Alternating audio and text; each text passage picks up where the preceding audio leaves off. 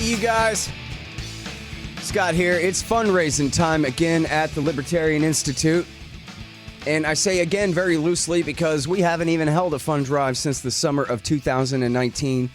And the reason for that is because you guys were so generous in the great book and institute fundraiser of summer 19 that I felt terrible coming back to you again until the book was finished.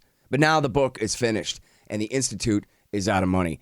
And I got to be able to pay my guys and pay my vendors and keep this thing going. So I need help from you. It's myself, the legendary Sheldon Richmond, the firebrand Pete Quinones, the brilliant Kyle Anzalone, who also works for antiwar.com. And of course, we got Keith Knight, Tommy Salmons, Patrick McFarlane, and all your great podcast hosts there, plus all the best writers in the libertarian movement. And very proud about the 6 books that we've published so far. 3 of mine, 2 of Sheldon's, and 1 posthumous book of the great William Norman Grigg.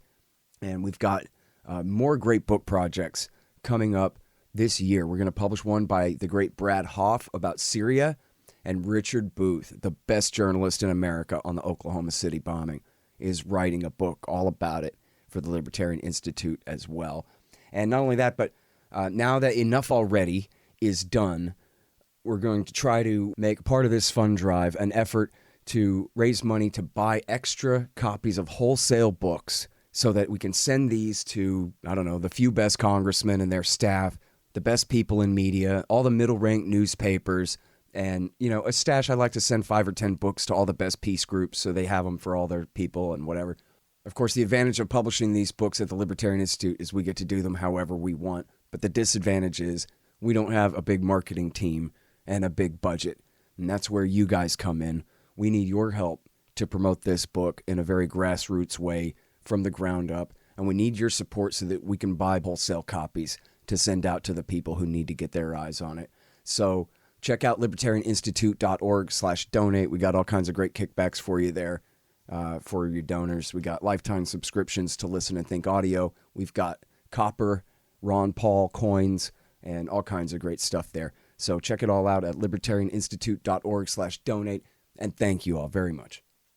Check it out, you guys on the line. I've got Ryan McMaken, senior editor at Mises.org. That, of course, is the Ludwig von Mises Institute, Austrian School Economics. Welcome back to the show. How you doing, Ryan? Hi, it's great to be with you. Great to have you on here. I like this article a lot. Weapons of mass destruction, the last refuge of the global interventionist. Are they running out of excuses? Is that the problem?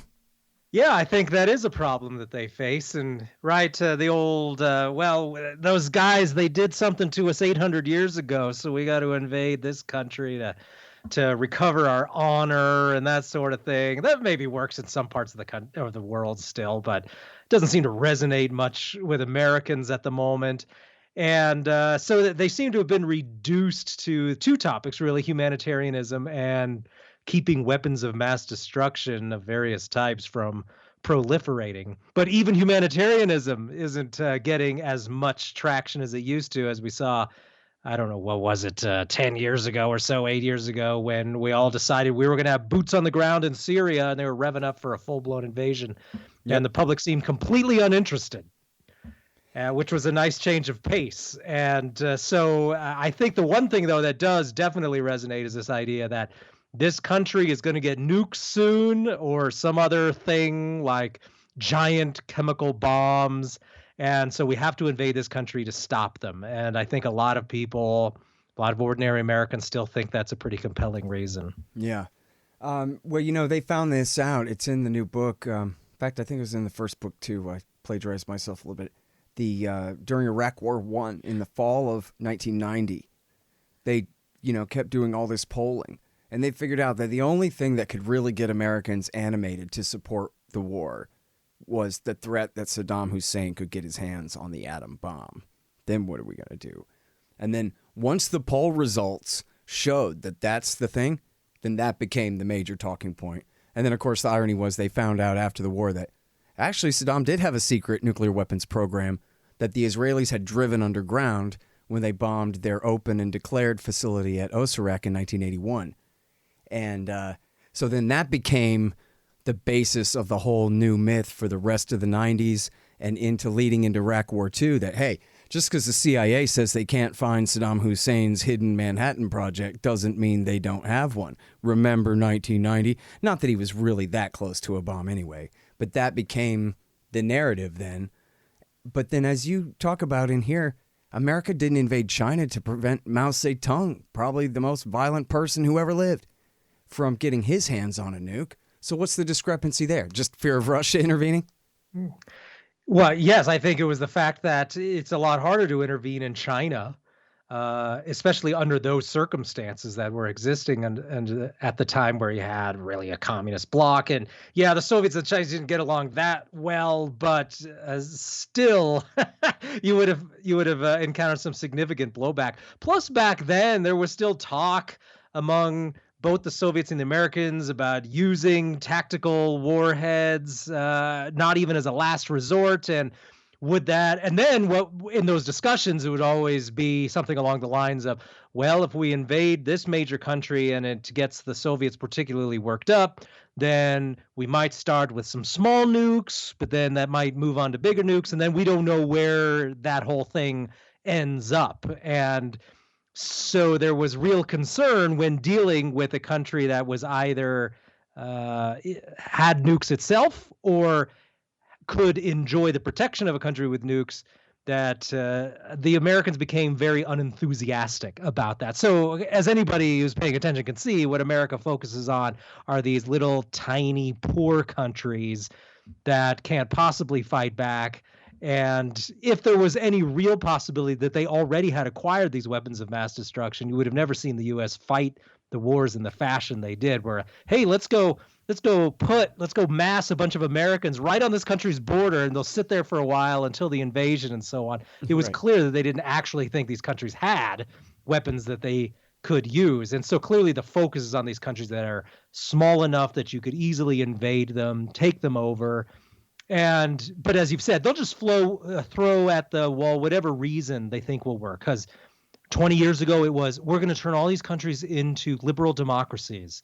And by 2010, Afghanistan's going to be like England, with a functioning parliament and multi-party elections and all that stuff. Same with Iraq. It's going to be great. And of course, that all obviously failed horribly.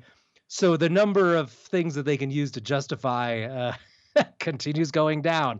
And yes, so these other countries, well, we got China, we had India, we had Pakistan. There didn't seem to be much concern there. And these are much larger countries. And I think that maybe that's the key, is that these are larger, more important countries that are harder to boss around.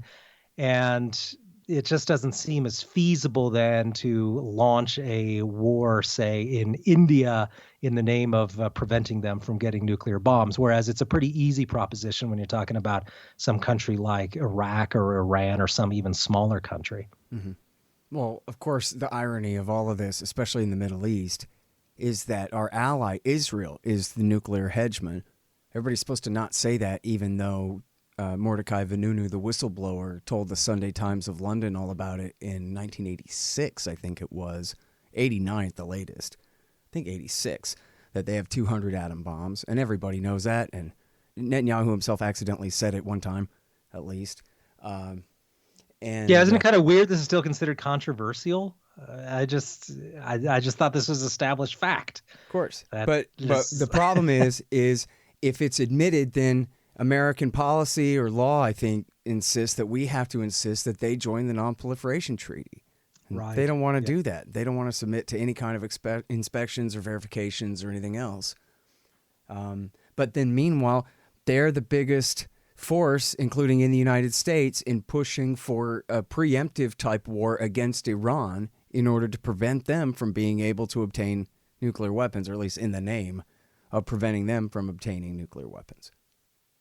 Yeah, and I noted in my article, I was quoting Kenneth Waltz in there, and he was saying, boy, this is 25 years ago or so, that, or maybe it was even as far back as the 80s, right? Where, look, it's actually Israel that is the destabilizing force in the Middle East, because it's the nuclear hegemon there. And so all that produces then the same effect that you have with the US on a global scale.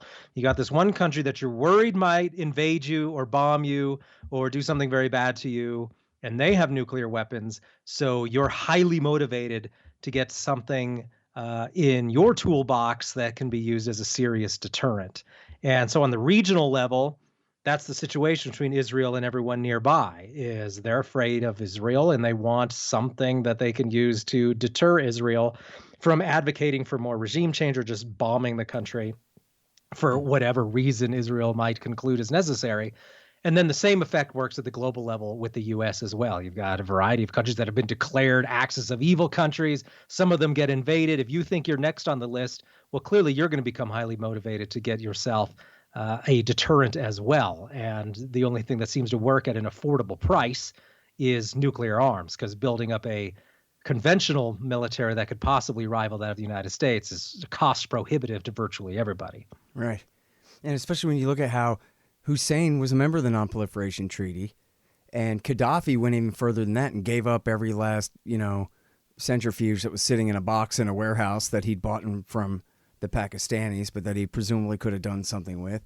And in both cases, the Americans bombed them and killed them and overthrew their governments. And the Iranians have said, hey, hands up, man, don't shoot. Our books are wide open. We're a member of the Non-Proliferation Treaty. We're not enriching up to weapons grade. And yet America's been threatening them with preemptive war in the name of their nuclear program, in spite of all of that, for 20 years straight. The North Koreans said, you know what? We're going to go ahead and withdraw from the treaty and start making nukes and keep y'all out. And they've been the safest from us this whole time.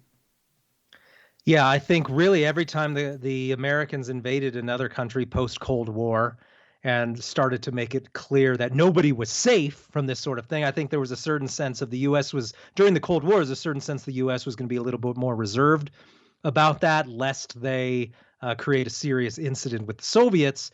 But once the Soviets were out of the way, hey, look at all these countries we can do whatever we want with now. And I think that was a big motivator then in really ratcheting up the drive for proliferation. But before that, a lot of these countries, like Iraq, were content, I think, to just live with the notion that the status quo of the great powers will keep to themselves and keep each other in check. And we can use maybe the prospect of getting nukes as a bargaining chip to get us some aid, to get some attention, and that could all work very well. And so I don't think there was a big motivation to actually acquire nuclear weapons in these cases. And as we can know, there are countries that just gave up their programs and just seemed uninterested. South Africa, Sweden. They weren't near building a bomb, but you might even point, say, to the Swiss program, where these countries are like, what's the point? It's the Uzbeks expensive. gave theirs back, too, at the end of the Cold War. They gave them to Russia. Okay, that's we should note, right? The post-Soviet situation with the Ukrainians and the Belarusians as well, where there were nukes in these countries, and they gave them back. And so this was totally different sort of thinking then in the early 1990s. But I think by the time you got to the late 90s and 2003 with the Iraq situation and so on, I think these countries started to get way more panicky about having some sort of deterrent in place. It was mostly reactive, I think, to what the United States was doing. They feared the U.S. and wanted, therefore, to get a deterrent in place. And I think that same sort of thing is actually what's motivating China now, that they're spending more money on modernizing their nuclear arsenal. I think they have plenty in terms of obtaining minimum deterrence, but they're looking around and they're seeing Trump's increasing, or at least when he was in there, I don't know what the Biden administration has planned, was increasing spending on updating the U.S. nuclear arsenal and so on. Well, then China decides it's got to do the same thing. Yeah. And, as you say, they already had a deterrent. 200 or 300 nukes is enough to keep America from attacking. It's got to be, right? They couldn't possibly fantasize that they could shoot down anywhere near half of those, right? Well, that's the thing, right? You got to have an insane amount of confidence that you have completely destroyed their second strike capability. And boy, a president only has to have a tiny miscalculation on that, and they have enough then to get 2 nukes back to North America. So they do LA and, I don't know, Phoenix. And so then what? You look like just the worst president ever if that's the situation that came around, because of course China was never using its conventional military was never going to invade North America or anything. That's a Right. ridiculous pipe dream. And so the only way you can imagine it unraveling is if China decided it was undergoing some sort of existential threat on the part of Americans. The U.S. in order to preempt this, then lets the nukes fly to China. But of course, you're going to miss a few of those several hundred, and it only takes a few. Is the point that guys like Waltz would make, and probably Mearsheimer too, is that yep, you don't need that many. It probably numbers in the tens in order to create enough doubt with your opponent in terms of your second strike capability. Right. And so this idea that we need 6,000 warheads in the United States seems like overkill, to say the least. Now, they were saying just recently, like a couple of years ago, oh, well, they're kind of old and we need to update the arsenal. And only a few hundred of those warheads are really battle ready and all that sort of thing. I mean, yeah, that's plenty. That's sufficient. Right. China's not going to start a war under those conditions. But that's, of course, all highly debatable amongst IR people, right? I think Waltz is wrong because what you've got are these people who they're crazed ideologically and they don't even care if their whole country's wiped out. But Waltz always pointed out is that in every case where you see proliferation, those countries immediately change their behavior and start acting much more conservatively in terms of foreign policy. They get the nukes, and now they're much more afraid of antagonizing neighbors or other great powers. And that's instructive. Right. Well, back a couple of points, because that's an important one, but hang on a second. The scenario there where, okay, we decide we're going to take advantage, but they get off a couple. I mean, at this point, and I haven't read all the different colored binders about the different methods for waging general nuclear war, but it seems like once strategic sized nukes start going off, hydrogen bombs, then, and maybe even just a couple atom bombs, then that's it. All bets are off, and it does nothing but escalate, because even if it is DC's fault, they lose 2 cities. They're not going to say, okay, well, geez, right? They're going to make sure they're going to lose the rest of them too. They're going to go ahead and launch everything they've got, and then the Chinese will have to launch the last, of theirs, and lose at least a few more and destroy our civilization forever, because at that point you have all this public choice theory stuff, right? Where like, as president, I can't afford to look like I'm willing to take a nuke on the chin, and not, even if he started it, and not, hit back double, triple than that. Can't let anyone have the last word. And it's him and his own crew. And then he's got the threat of the military hanging over his head, that they could just cross the river and depose him if he doesn't do whatever they say anyway. And how are the Chinese supposed to feel once they start losing cities? They're supposed to remain cool, calm, and collected and rational, and also go by what it says in their red binder, instead of screaming obscenities as loud as they can and smashing red buttons down. Yeah. Well, here's a good place to make it crystal clear that I think that it's immoral under all circumstances to use strategic nuclear weapons, right? Destroying entire cities of men, women, and children is never morally legitimate. And so when we're talking about all these scenarios, right, we're really just trying to anticipate about how people, the sorts of terrible people who run regimes are likely to act, right? Right, sure. All I'm saying is, once you launch this rocket car, you're not going to be able to get to the brake pedal. You're going to be pinned back in your seat so hard that it's all bets are off and nobody knows what's going to happen, but nobody's really in charge anymore. Once H-bombs start flying, you have a lot of people making crazy decisions of who knows what, Right. And this is, of course, the benefit of really scaling back and changing your posture of, well, we got 6,000 nukes and we're not afraid to use them, to making it more clear that, okay, well, we're not going to completely disarm, but we're just to make sure that no one tries to invade, we're going to keep enough here for deterrent purposes. But that's not the United States posture. They may kind of hint, oh, yes, we're only trying to defend ourselves.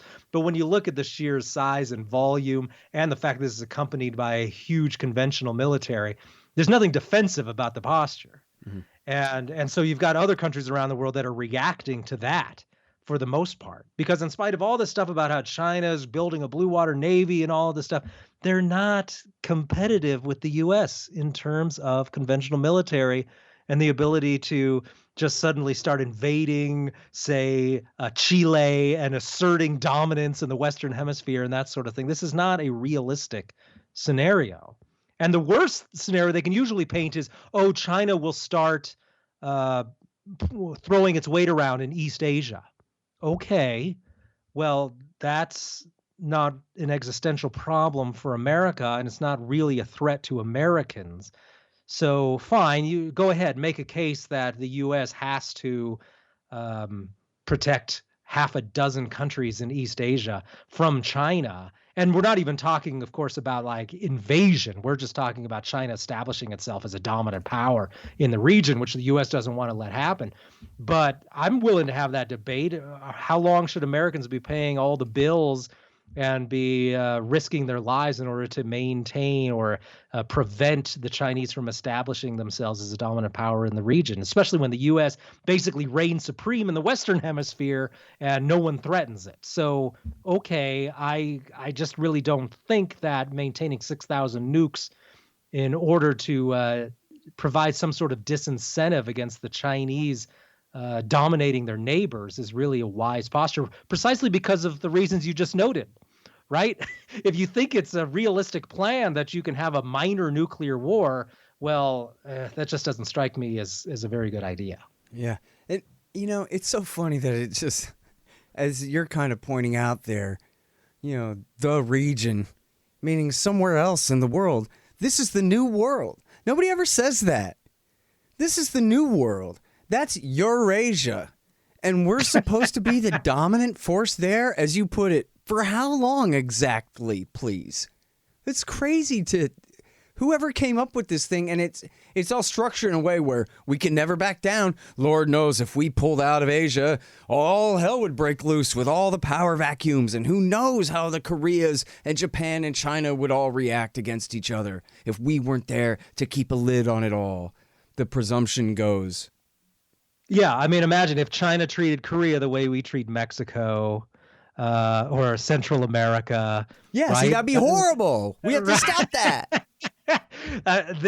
Yes, and the idea that Americans are then responsible for that.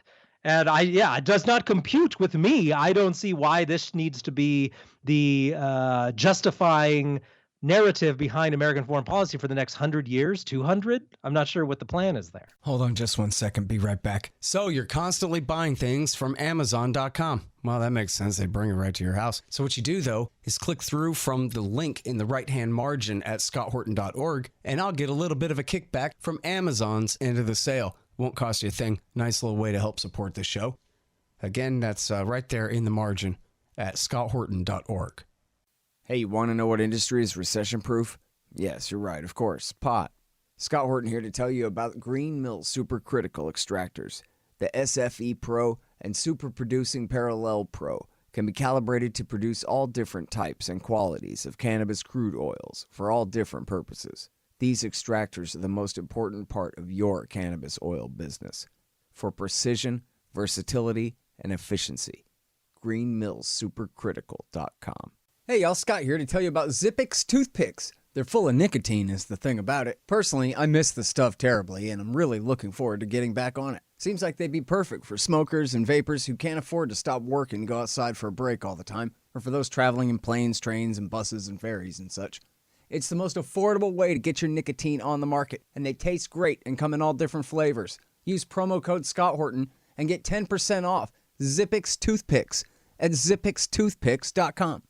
And so I want to go back to what you were saying about, getting nukes. It's kind of like, assuming the kid's not a complete nut, you give a young man a gun and he becomes a bit more responsible with a good understanding of just how much power he has at his fingertips there, that actually now his temper becomes a little cool because he knows what kind of situation he's in. And same kind of thing here with the nukes. And I was reminded when I was reading your article of statements by Benjamin Netanyahu, and then who was still, now is still and was then Prime Minister of Israel, and then Defense Minister, the former Prime Minister, Ehud Barak. both gave this interview to Jeffrey Goldberg in, I'm almost certain it was 2010, in the Atlantic magazine, where they admit that, all that stuff about we're afraid that Iran would attack Israel with the nuclear weapon if they had one, that's crazy. They would never do that. And we might tell the idiots that on AM radio or whatever, but we don't believe that. Our real fear is, one, there might be a brain drain from Israel as talented young Israelis go and study in the U.S. and decide to stay because they lose their monopoly. I mean, this is just projecting fear onto people. It's kind of silly, kind of meaningless. And then the other thing was really the point. Well, it would limit our freedom of action to hit Lebanon or, Hezbollah in Lebanon and hit the Syrians whenever we feel like it.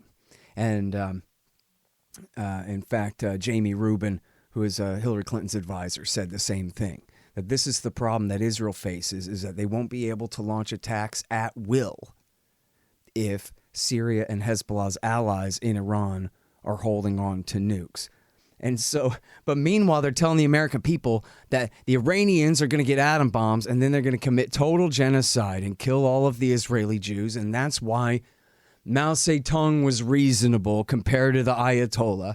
And there are so few Israelis that we just can't afford to take that risk. And so we should be ready to wage a preemptive war against Iran.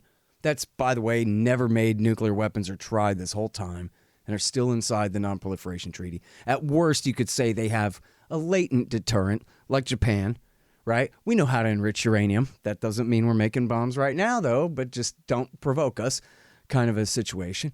But so, in other words, we have a great status quo or a stable status quo as far as the actual situation is. But then we have this entire narrative of falsehood about the danger of Iran. And then we have the sanctions regime and the threat of war that's based on this false narrative rather than the real one. Yeah, and you would think that you would want an Iran that wasn't dirt poor, that didn't feel like a international pariah, that had a lot of trade networks with the whole world, including the United States. But for some reason, the U.S. just continues pushing Iran down this road of isolation and economic ruin, and that really isn't helping with the proliferation situation. All that does is reduce your tools then in preventing proliferation. Because, of course, yes, if you have a country that has good ties with you, then they're likely to not even bother, as was the case, say, in Sweden, where what do I need nukes for? I get along fine with most of the rest of the world, and I have allies that I can count on to help me in case some other country becomes especially belligerent. Mm-hmm. But a part of it, as you note, stems right from the fact that Israel just doesn't really want any other power to arise in the region that could limit Israel's action. And of course, this isn't just Israel. We could point to the Saudi regime also, right? Mm-hmm. The Saudis hate the Iranians, and they want to make sure that Iran stays weak compared to the Saudi kingdom. And that was one of the horrible things about the Trump administration, was just the kowtowing to the Saudis. It was just really disgusting to see. I mean, this is just such a terrible, bloodthirsty regime, and he's out there and we're acting like these are great, wonderful people, but not like those horrible Iranians who we know are just way worse than the Saudis. I mean, there's no basis in this whatsoever. It's just the Americans picked one side in this and now routinely and repeatedly intervene to push that side. But there isn't any rhyme or reason. There isn't a real humanitarian reason here. As long as you're siding with the Saudis, you can't claim to be on the side of humanitarianism. And it's just balancing powers in the region. And so we decided we're not on Iran's side, so we're just going to do whatever's necessary to intervene there. But then, of course, they frame it in terms of, well, they'll just get nukes and then they'll attach them to the ICBMs and then goodbye Minneapolis is basically the notion. But anyone who's paying attention should know just how extreme that view is. Mm-hmm. Yeah, but you're totally dishonest, because we already know that you're the isolationist, because that's what they says on TV. People like you want isolation for America, and here you're accusing the war party of isolating other people's countries. But we all know that they're the brave internationalists. So what's the deal? Yeah, this Well, that's the problem with liberalism in international relations, right? And of course, not to be confused with laissez-faire liberalism, right?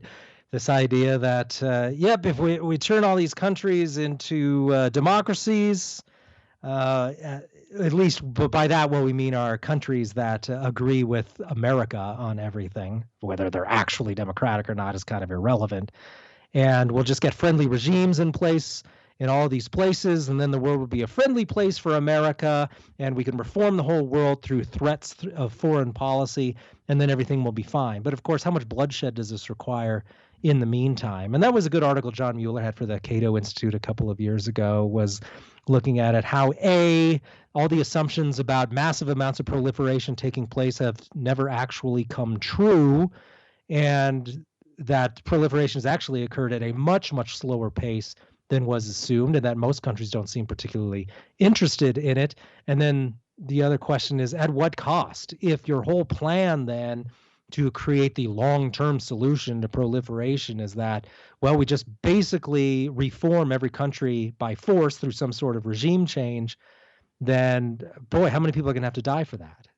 That's a pretty weird and big and bloody endgame that you got in place there, where we're just going to change every regime in the world that doesn't fit into our little notion of what every other regime in the world should be doing. And that seems like pretty bloody thing that they want to do.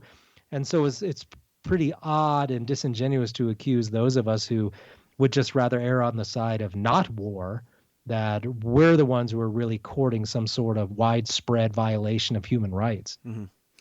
Yeah, but maybe if we just completely boycotted the Soviet Union all along, they'd have fallen sooner.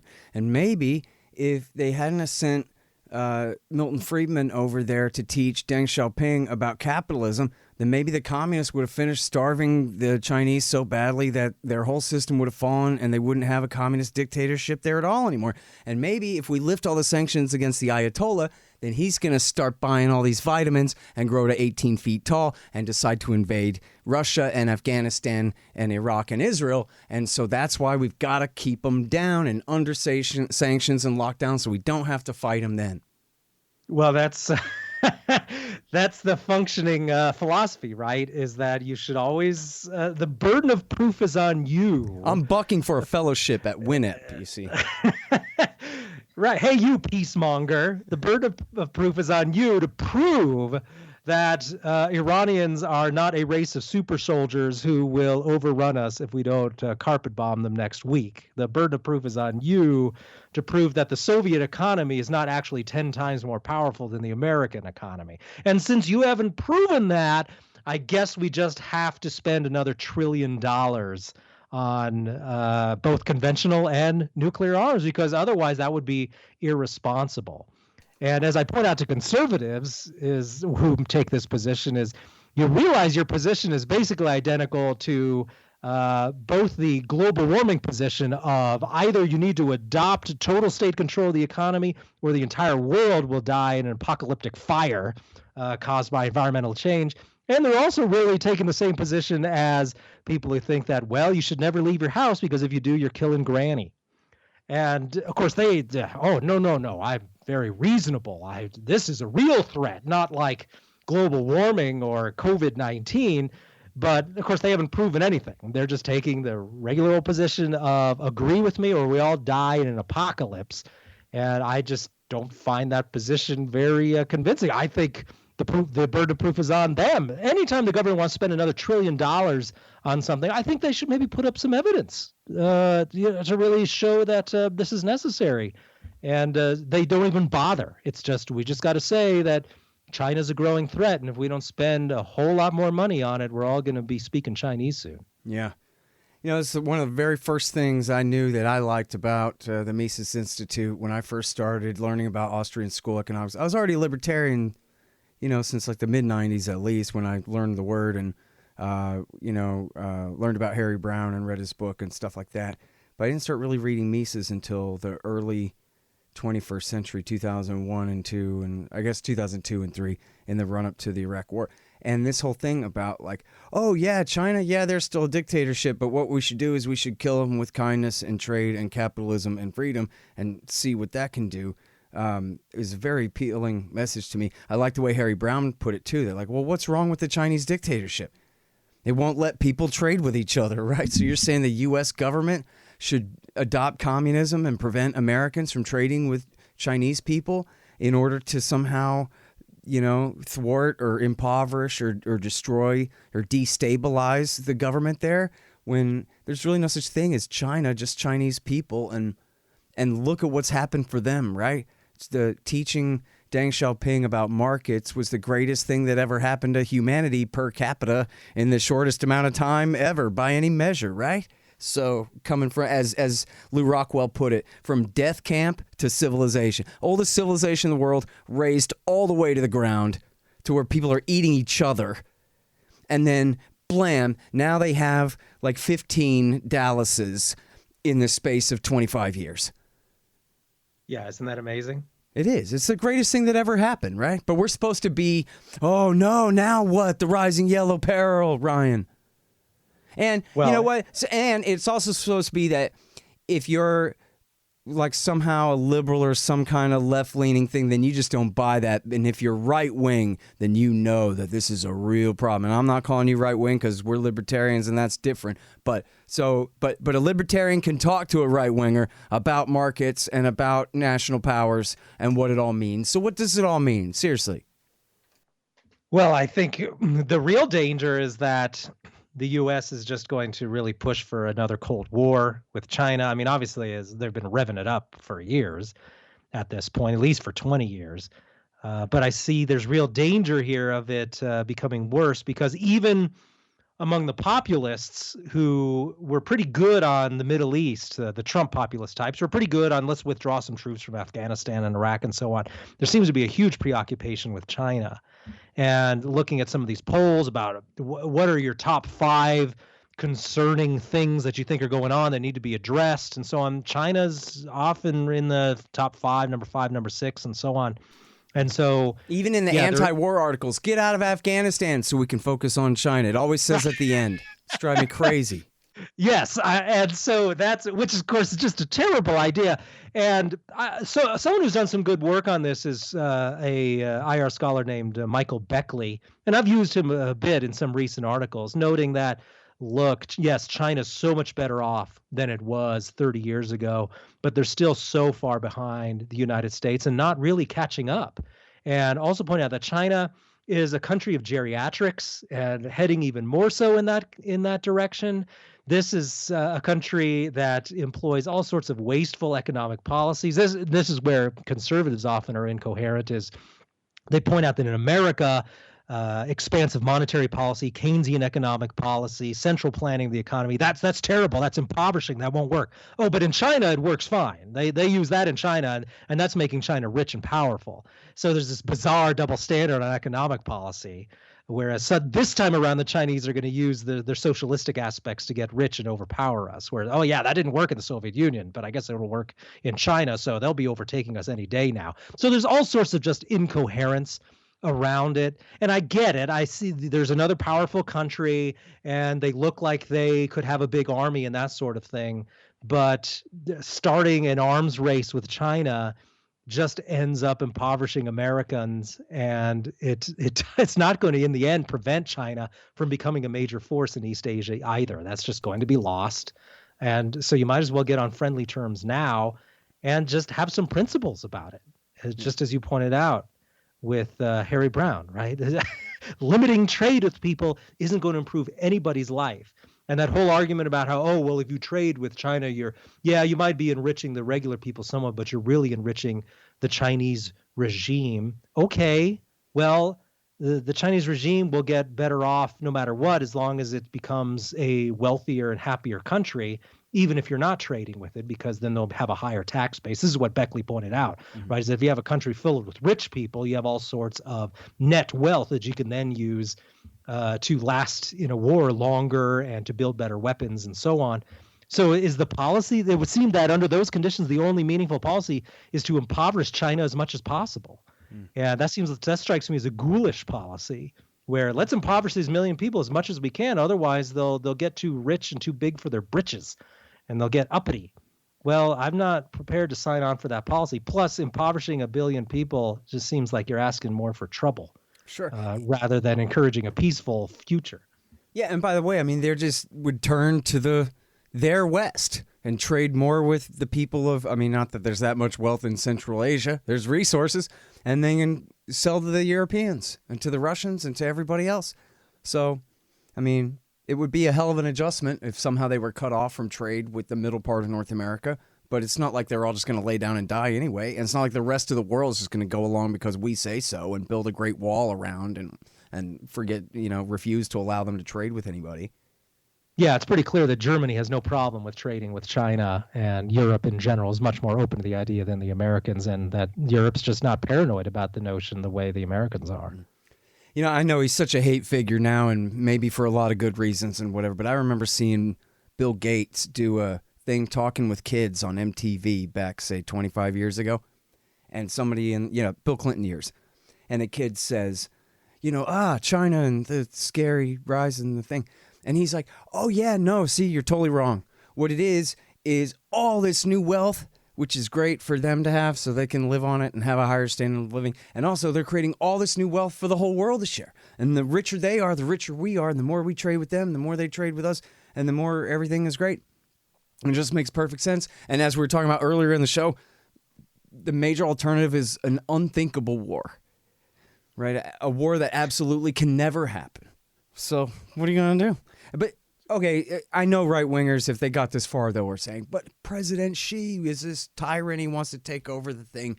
When you hear about the Belt and Road Initiative to build this giant system of trade, quote-unquote, across Asia, Ryan, you're not afraid that that's where the Red Army is going to march and take over all of Eurasia and slave mankind and all these things. It's a secret plot right in front of your eyes, don't you know it? How could you be so naive? Look at this guy. You can't even understand the things he says. They're probably really bad. And after all, it is a dictatorship. I shouldn't play it down too much, right? It's a brutal country if you live on the inside and you step out of line. Yeah, I don't want to live in China, and I don't approve of China's political system, to say the least, and their concentration camps and their social credit system and all of that. No thanks. I don't plan to go there anytime soon.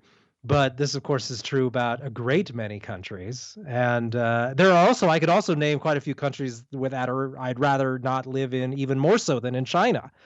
And so the question is then, what's in it for China to invade all of Eurasia? And first of all, I think Russia would have something to say about that with its nuclear arsenal.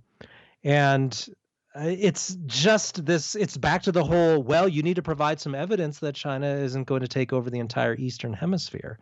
But again, what is the evidence of that? And that goes back to the issue of China is not a rich country, and rich countries will have something to say about it.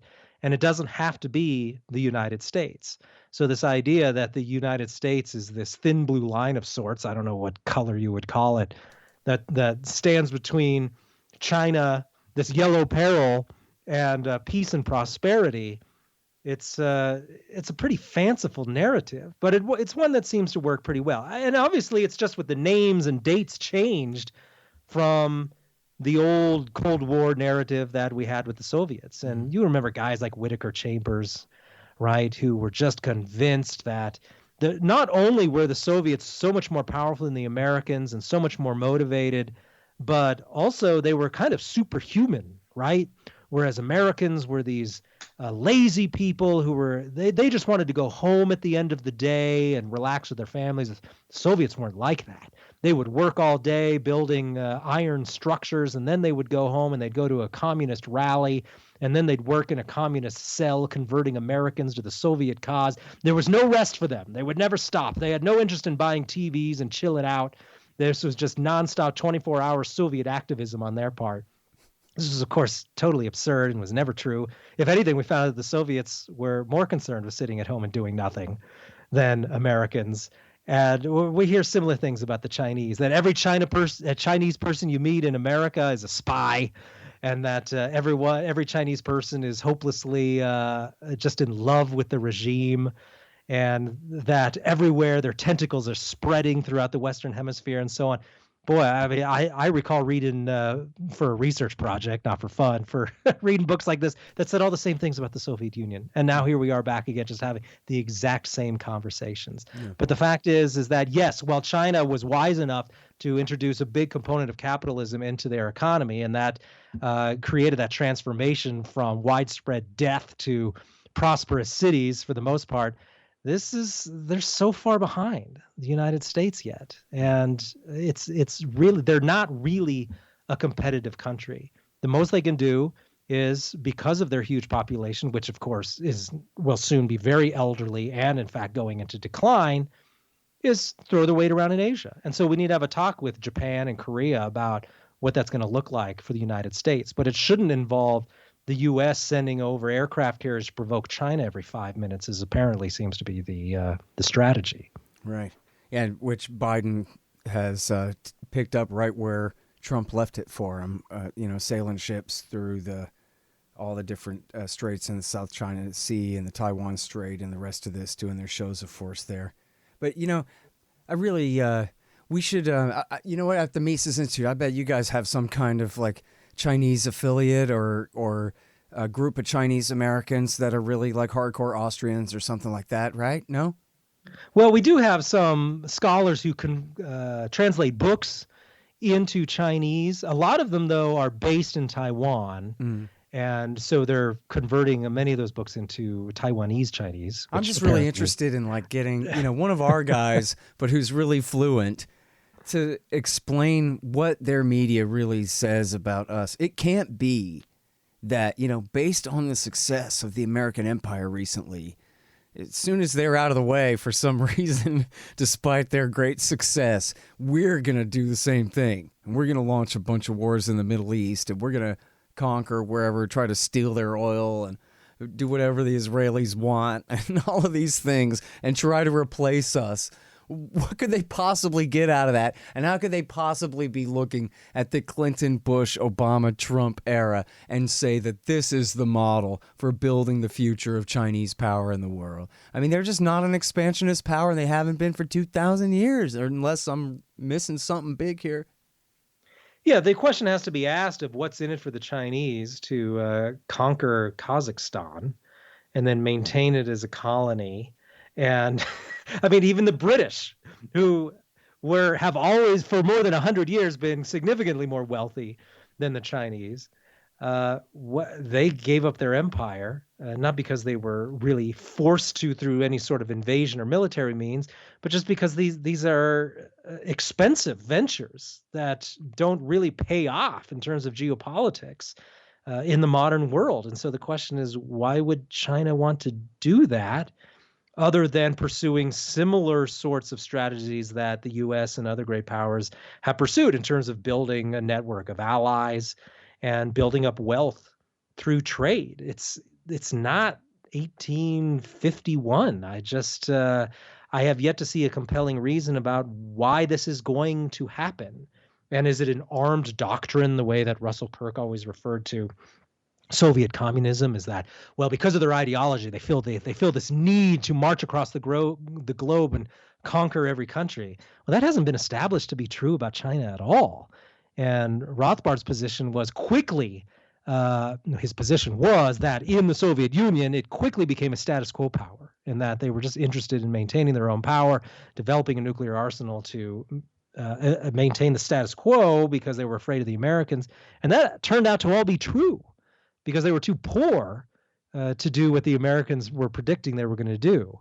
And of course, the CIA was completely wrong about the Soviets' economic power and so on. And so there's so much about China that's never brought up in terms of its demographic and economic weakness, and this idea that it's somehow motivated to conquer the entire world.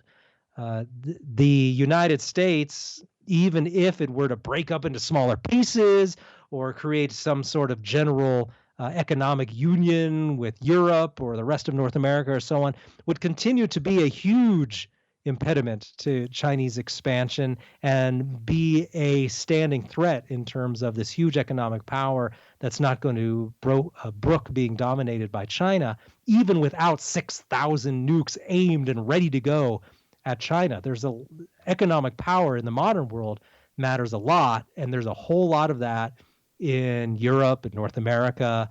And it's not going to just sit around and just sit back as China just takes over the world. And that the way to plan for that isn't to just keep threatening war with China. The way to plan for that is to, as Mises might have suggested, expand your economic position, become wealthier. Wealth is really the way to be a military power, and continue down that path. Pursue peace with all of these countries. Trying to provoke China into a war just is not the strategy. No matter how many old guys you parade up to a podium and who tell us about the Peloponnesian War and about how now we have to start a preemptive war with China. Okay, that would be a very bloody and economically disastrous decision. And in the end, it wouldn't accomplish any better outcome than the position of pursuing peace. Yep. You know, we got the problem of American politics, though, right? Is that only Nixon can go to China. Only Republicans can say, look, everybody knows me. I'm a right winger, but we got to get along with these guys with the red flag because me and my national security advisor say that it's real smart that we do this kind of thing. And then hope to get the support of the liberals. China, you know, Nixon and Kissinger did have the support of the Democrats and the New York Times and everybody when they did that, thank goodness. But our last Republican president was a right-wing nationalist protectionist and didn't want to really provoke a war, but certainly was building up militarism and expanding and strengthening America's alliance with Japan and trying to even form, Pompeo was trying to form a new kind of South Asian NATO and all these things, of course, then all the tariffs and all that. And then, so that was our Republican. And now we got the Democrats, and the Democrats, of course, being a bunch of weak, lily-livered little wimps, are terrified that someone is going to call them weak and lily-livered. And so they go, yeah, well, we'll show you battleships. And if Trump says the Senkaku Islands that we're willing to die in a nuclear war over them, then hell yeah, we think that too. Find us some more islands, and we'll declare that those are a part of our sacred pact with Japan too. And because that's where all of the pressure is on them, is that somehow they're all Jane Fonda and they all got to pretend they're not. And none of them are man enough to just say, actually, that's stupid and we're just going to do the right thing instead. That's right, because there's always going to be someone there in Washington who's going to say, well, I refuse to allow Americans to be pushed around by the Chinese. And so there's always going to be this element of the Washington establishment. And I don't think the general public is nearly to that point. They just tend to nod and politely defer to whatever they're told by the Pentagon and so on, because they wrongly think that these people have a lot of extremely valuable information and are good at anticipating the future and so on. This has never actually been borne out in real life. But I think it's easy for them to browbeat both non-interventionist politicians and average Americans into this idea that, well, if you don't build up a huge military presence, if you don't spend another $1 trillion, well, you're just going to look like you're asleep at the switch. And then you're going to basically be voted out of office, or your name will forever live in infamy as basically a collaborator with the enemy. I mean, in the minds of these people is always the late 1930s in Europe, right? Everybody's Hitler. And we're always just like Neville Chamberlain if we don't posture ourselves to show that we are willing to start World War III at a moment's notice. And I think that still has a lot of resonance with a lot of people. Now, I think that will go down in time. I think as that sort of thing recedes into the past, as the 20th century ceases to be attractive to people as a potential model for foreign policy, that will go away. And also as the U.S. Becomes more weak in terms of its relative economic power, the U.S. doesn't have to go into some sort of precipitous decline, right? But all it has to do is have a few monetary crises. All it has to do is realize that there's a lot of other economic centers in the world that are rising up and will start to rival the United States.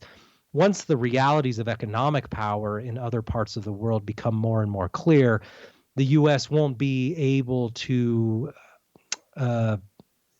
basically have a delusional idea toward the relative weakness of the rest of the world. Because the way it is now, I think even if you don't truly believe it, I think you can still claim that the U.S. can do whatever it wants. And that is still seems like a plausible interpretation and a claim to a lot of people. But I think 20 years from now, that's not going to seem very plausible at all.